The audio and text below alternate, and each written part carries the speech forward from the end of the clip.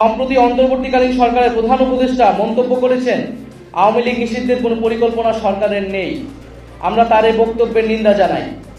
আওয়ামী লীগ কর্তৃক সংগঠিত আসলে দেশের পরিস্থিতি হঠাৎ করে কোন পথে যাচ্ছে।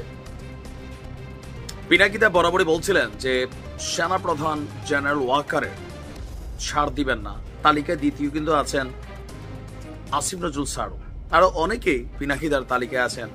হঠাৎ করে গতকালকে রাতে হাসনাত আব্দুল্লাহ একটা স্টেটাসকে কেন্দ্র করে আজকে একদিনে বাংলাদেশের প্রেক্ষাপট আবারও বদলে গেছে।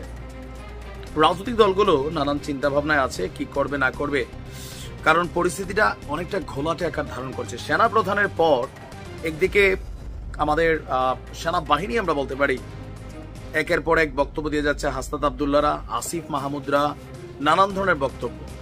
এর মাঝখানে নাহিদ ইসলাম আজকে এনসিপির ব্যানারে তিনি আবার ডক্টর মোহাম্মদ ইউনূসের বক্তব্যের তীব্র নিন্দা জানিয়েছেন এবং বলছেন সরকারের এমন কোন পরিকল্পনা যদি সামনে আসে সেটাকে প্রতিহত করার জন্য তারা প্রস্তুতি নিচ্ছেন। এখন এই যদি অবস্থা হয় তাহলে জাতীয় নির্বাচন কোন দিকে যাবে, দেশের আইন শৃঙ্খলা পরিস্থিতি কোন দিকে যাবে? কারণ রাজনীতির মাঝে এখন অনেকগুলো বিভাজন আছে। আপনার কি মনে হচ্ছে না যে হঠাৎ করে সামটাইমস বাংলাদেশের বাতাসটা টোটালি আউলায় যায়? আর এই আউলাইন খেলায় কিন্তু প্রধান ক্রীড়নক হিসাবে ভূমিকা রাখেন পিনাকিদা। এখন হাসনাত আব্দুল্লাহদের যে অভিযোগ, এই অভিযোগ নিয়ে বেশ কয়েক ঘন্টা পার হয়ে গেলেও আমাদের সেনাবাহিনী থেকে এখন পর্যন্ত কোনো বিবৃতি আসে নাই। আবার হাসনাত আব্দুল্লাহর এই অভিযোগকে কেউ কেউ বিশ্বাস করলেও কেউ কেউ আবার বিশ্বাসও করছেন না, কারণ অনেক কারণে এই ছাত্র প্রতিনিধিদের উপর জনগণের বিশ্বাসের জায়গাটা অনেকটা ফিকে হয়ে আসছে।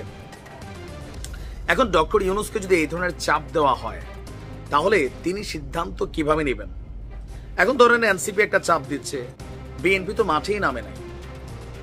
বিএনপি যদি রাজপথে নামে জনাব তারেক রহমান আসা না আসা ছাড়াই, তখন আরেকটা সিদ্ধান্ত আসবে। কারণ আওয়ামী লীগ নিষিদ্ধ ইস্যুতে বিএনপির বক্তব্য লাউড অ্যান্ড ক্লিয়ার যে যারা আওয়ামী লীগের অপরাধী, শেখ পরিবার অথবা তাদের সাথে সংশ্লিষ্ট ব্যক্তিরা, তাদের বিচার বিএনপিও চায়।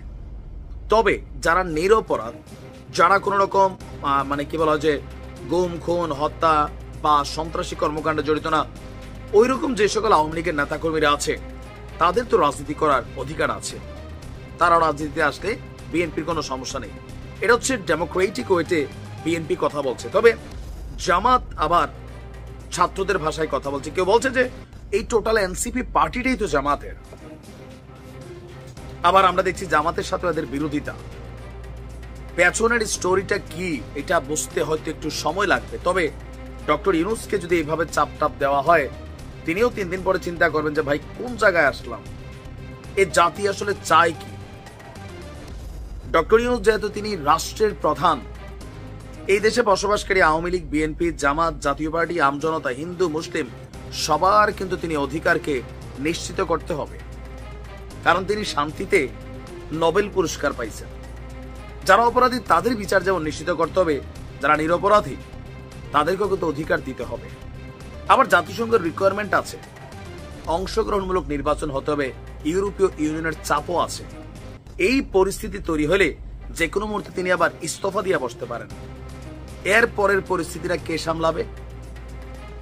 সেনাবাহিনীর সাথে যে খেলাটা হচ্ছে হঠাৎ করেই আমার কাছে মনে হচ্ছে যে একটা পরিকল্পিত ছক চলছে, যেটা দেশের জন্য ক্ষতিকর হবে। কিন্তু বুঝা রাখেন, যে কোনো সিচুয়েশন ক্রিয়েট হলে আওয়ামী লীগ মাঠে নামবে, আর ওই আওয়ামী লীগকে মোকাবেলা করা দেশে একটা অস্থিতিশীল পরিবেশ তৈরি হবে। এগুলোর দায়ভার কে নেবে? সবকিছু সুন্দরভাবে চলছিল, নির্বাচন আসতেছে, নির্বাচন হোক, আওয়ামী লীগের যদি দল হিসাবে বিচারের ইস্যু আসে বিচার করবে। দেখা যাক। আসলে সবকিছু মিলে আমি কিছুটা অরিচ। প্রিয় মাতৃভূমিকে আল্লাহ রক্ষা করুক সকল ষড়যন্ত্রের হাত থেকে।